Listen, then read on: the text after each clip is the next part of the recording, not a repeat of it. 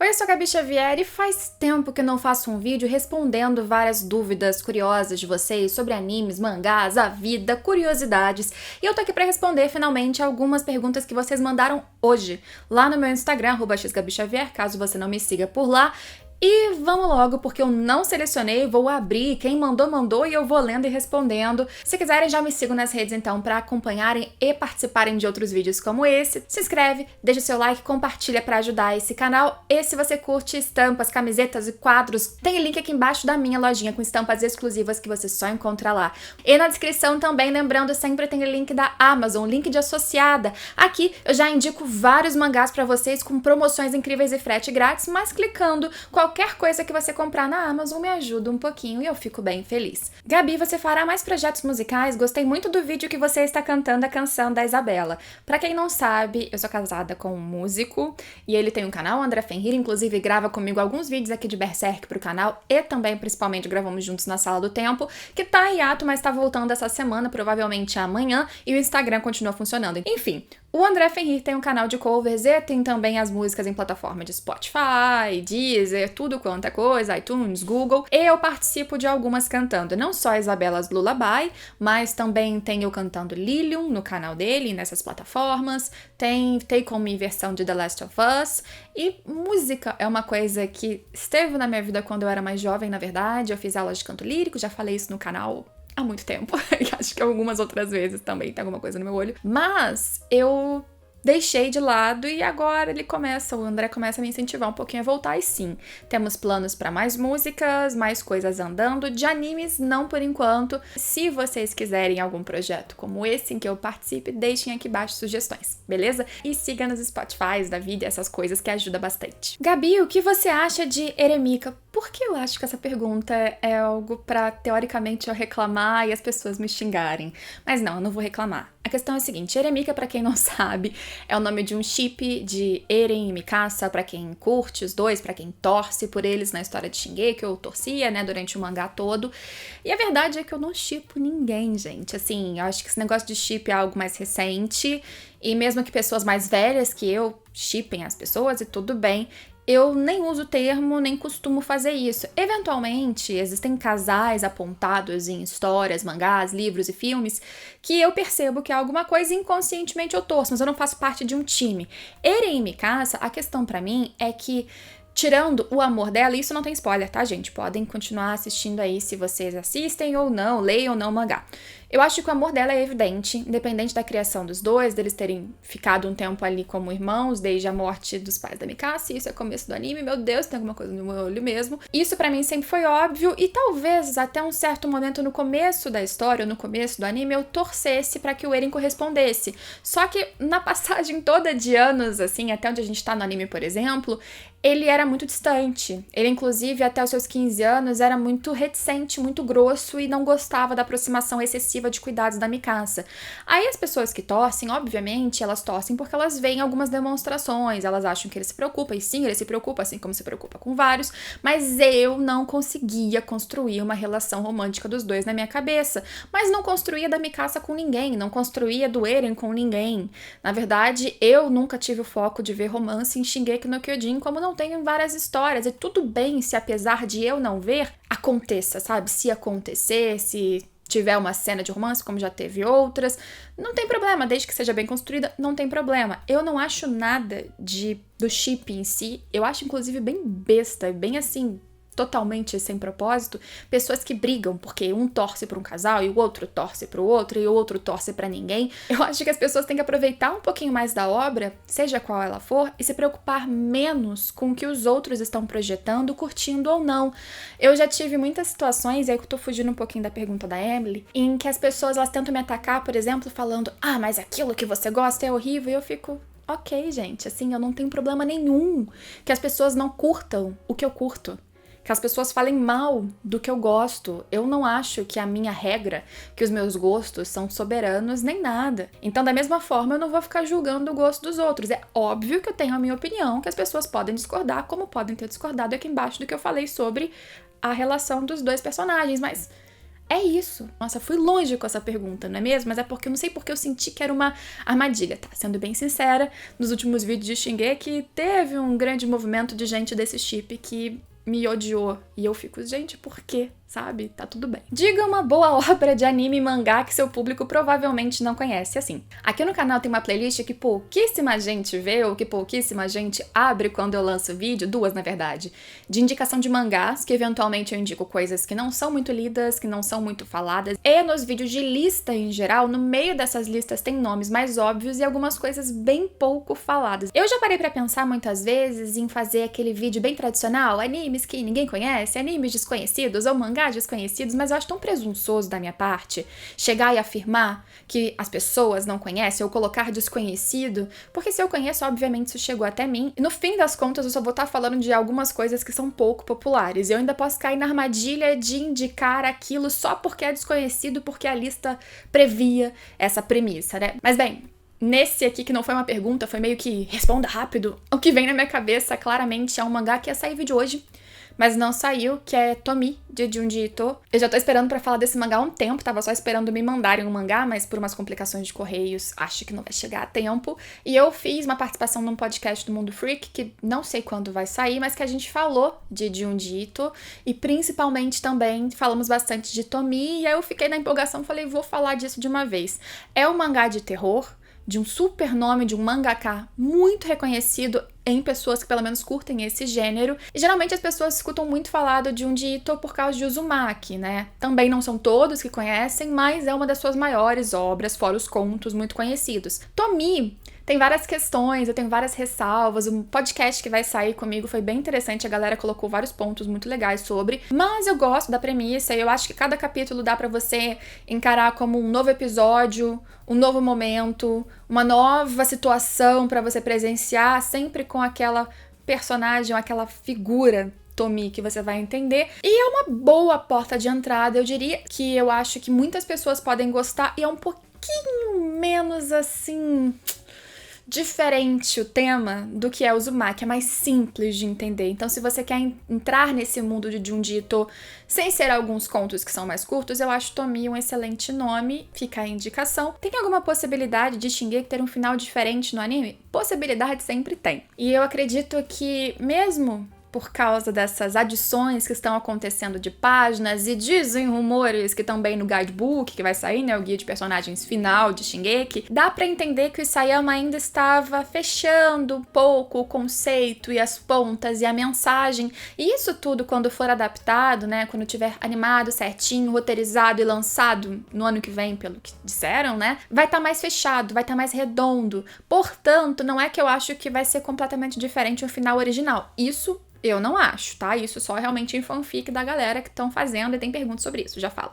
Mas pode ser que certas falas sejam melhoradas, melhores colocadas, modificadas, portanto, ordem de acontecimentos ou supressão de algumas coisas, inclusão de cena. Talvez, mas sobretudo eu acho que o tom das coisas vai ser diferente do que a gente que encarou o capítulo 139, o final cru, de primeira, sem as páginas extras. Eu acho que tem tudo para eles melhorarem, polirem, deixarem mais redondo e como acontece geralmente em Shingeki, a galera do anime apenas curtir mais. Acho que isso é possível. Final completamente diferente ao original, aí eu acredito que não. O que você acha do mangá de Solo Leveling? O mangá de Solo Leveling ou Webtoon eu já comentei aqui no canal em um vídeo, eu não falo capítulo a capítulo. Não tenho vontade de vir com esse formato, mas também sei que dá problemas aí em geral com Solo Leveling no YouTube, mas minha opinião geral, e eu acho que sem spoilers pra quem quiser saber, tá também num vídeo que eu vou tentar lembrar de deixar aqui no card, se não digita Gabi Xavier Solo Leveling no YouTube e vocês encontram. Só pra comentar que essa pergunta complementa o jogo rápido lá que eu acabei de falar.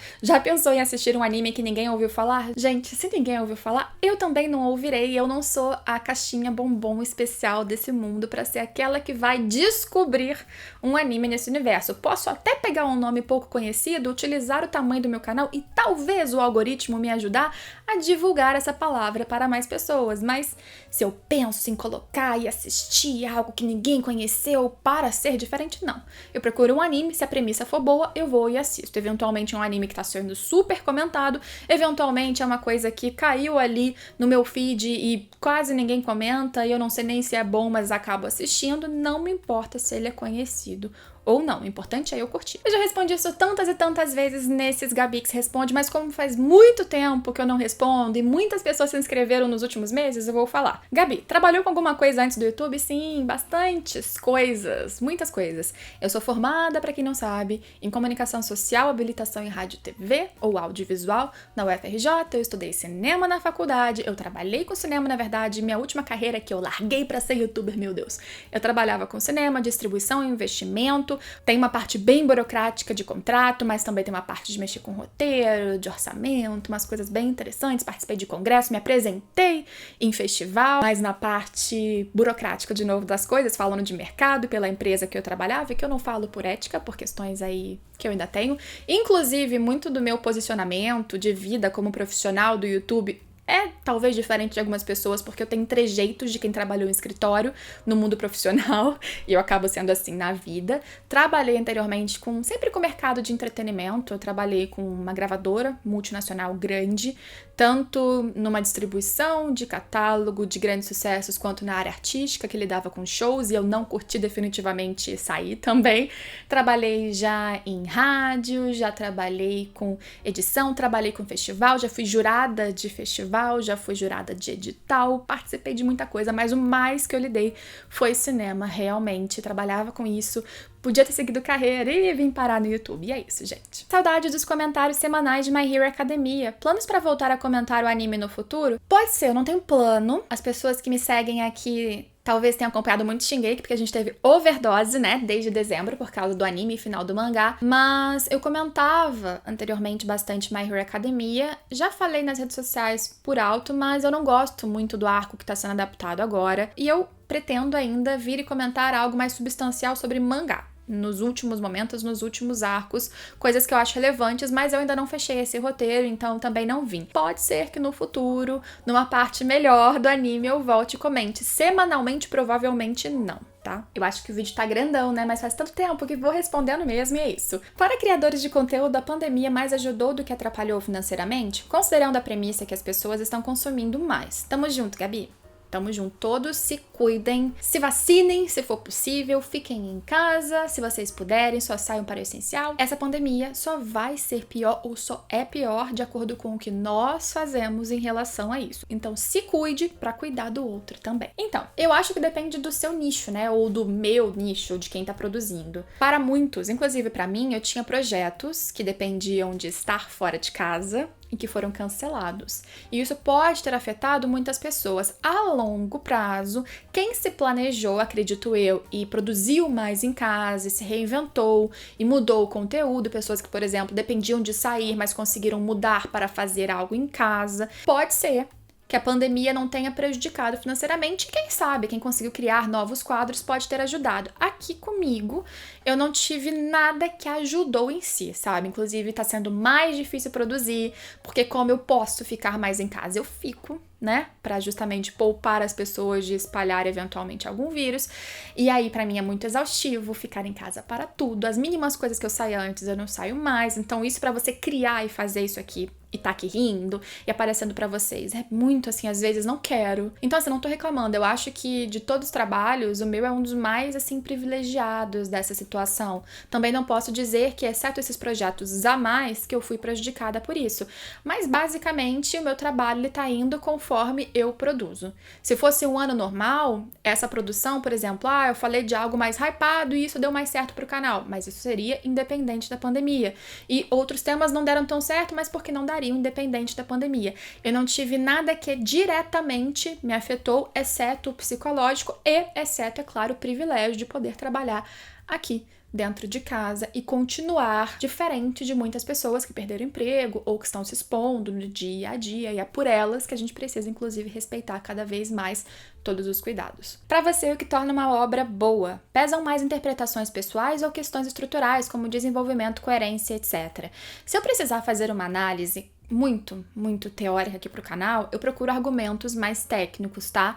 Que estão dentro da minha alçada, porque eu acho que ninguém precisa saber de tudo e eu não tento mostrar que eu sei do que não sei. Então eu não fico indo fundo, por exemplo, em quesitos de animação, porque eu ainda não sei, ou nunca talvez, saberei profundamente sobre isso. Mas isso é quando eu estou aqui no YouTube me propondo a fazer um vídeo que é de análise. Eu, pessoalmente, o que eu gosto ou não é basicamente o que me fez sentir o que eu queria sentir naquele ponto. Se eu queria assistir uma coisa de terror, eu quero, por exemplo, algo que me deixe tensa, não que me dê vários sustos. Então, se for um bom filme, com uma boa história e que consiga produzir a sensação que eu estava esperando, muito bom. É claro que elementos mais objetivos, como por exemplo no caso de um anime, uma boa animação, uma boa direção, uma boa colorização, finalização, tudo isso ajuda, óbvio, até inconscientemente, é uma coisa que eu explico quando eu falo um pouquinho mais de técnica. Mas, sobretudo, pra mim, o que importa é algo que a gente chama de storytelling. E tem um vídeo que eu falei bastante sobre isso, eu puxo o começo falando do sucesso de Kimetsu, mas o vídeo não é sobre Demon Slayer, vou tentar lembrar de deixar aqui em cima também. Mas era algo como explicando o sucesso de animes populares, e eu explico que pra mim o storytelling, ou a forma de contar uma história de maneira bem feita, geralmente é o que mais conta para as pessoas se identificarem. E aí, óbvio, como eu disse, tem o que você estava esperando, que tipo de personagem você gosta, que tipo de humor você gosta ou não. Tem humores que atraem mais pessoas e outros que afastam. Tem várias obras que eu já falei aqui que eu não curti por causa do humor que 300 mil pessoas adoraram, porque isso é particular. Tem tema, tem gente que gosta de história de pirata, de mar, tem gente que gosta de história de samurai, tem gente que gosta de história de meninas que se transformam, tem gente que gosta de bruxa, tem gente que gosta de tudo, tem gente que gosta do dia a dia.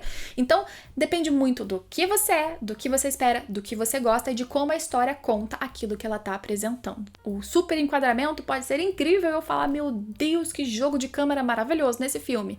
Mas se a história for uma porcaria, vai ser só um jogo de câmera maravilhoso. Gente, eu subestimei vocês e tem muita pergunta. Se tudo der certo, eu faço pra semana que vem, quem sabe, uma parte 2, tá? Essa pergunta eu acho importante, tem coisas que eu quero falar, então vou ler e me dar um tempo de explicar. Gabi, boa tarde.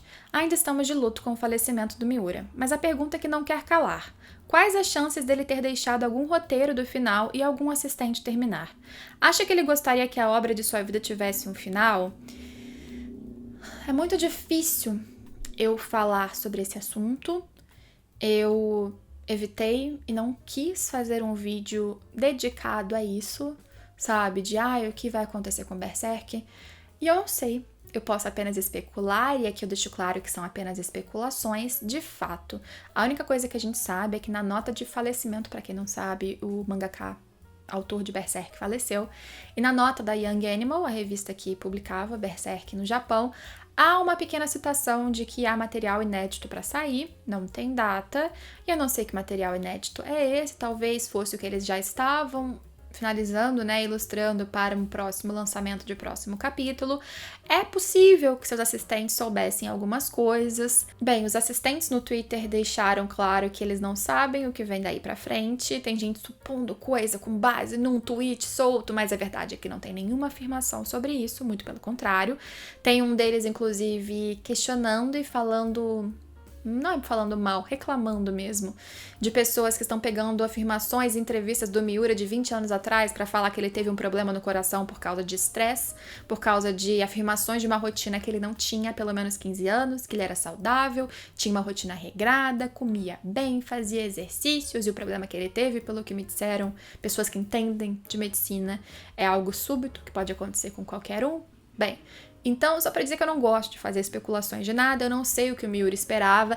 Pessoalmente, eu acho que eu prefiro ver esse material talvez finalizado, que já estava sendo ilustrado, por exemplo, um próximo capítulo, mas se ele deixou anotações sobre um fim, talvez eu preferisse receber isso em um extra, num volume final, com páginas a mais, mostrando seus rascunhos, suas ilustrações, que seja um material a mais, um livro a mais, uma publicação extra, dizendo o que ele esperava da história, mostrando na essência, não uma nova ilustração. O Miura, nas suas últimas declarações, ele ainda era muito preciosista. A gente sabe que ele era quem finalizava a maior parte dos detalhes importantes, das coisas importantes nos quadros de Berserk, mesmo com assistentes. Ele ligava muito pro resultado final. Então, talvez sim, né? O básico, o mais óbvio é a gente achar que ele gostaria de ver a obra finalizada, mas eu não sei se seria finalizada da maneira que ele gostaria. Na pior das hipóteses, a gente fica imaginando, sem muitos spoilers, que os personagens estão daquela maneira mesmo. Quem tá na Ilha dos Elfos continuou na Ilha dos Elfos, que o tempo passa diferente e a recuperação de quem precisa se recuperar vai ser lenta, talvez gradual, mas que um dia, quem sabe, aconteça. Fiquem na cabeça de vocês. Acho que ninguém precisa ou pode te impedir de fazer isso, e eu acho que talvez a finalização vai ser bem pessoal.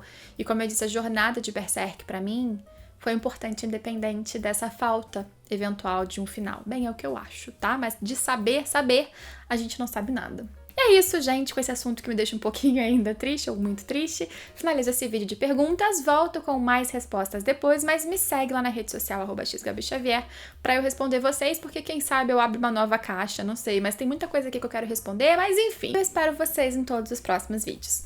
Tchau, tchau!